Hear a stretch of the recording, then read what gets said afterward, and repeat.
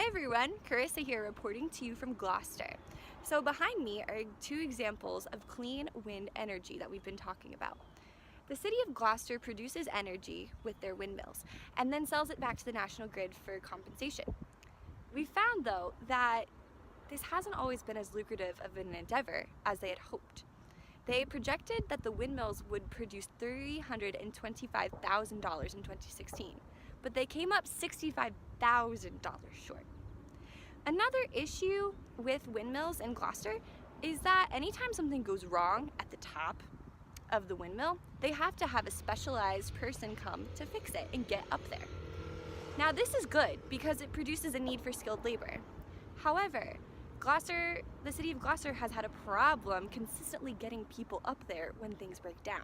Therefore, the windmills remain inactive for an inordinate amount of time, therefore reducing the amount of energy able to be produced, again, lowering the compensation that's available.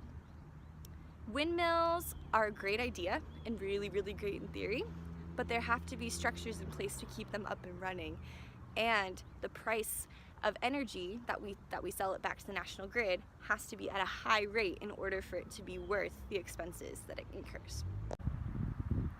As Christians, we should care about clean energy because Jesus said that the entirety of the law and the prophets can be summed up by two commands: love the Lord your God and love other people.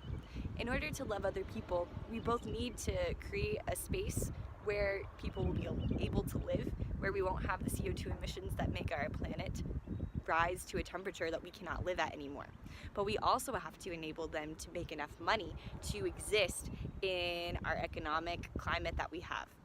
So we have to make sure that our choices in energy are both ecologically and economically viable.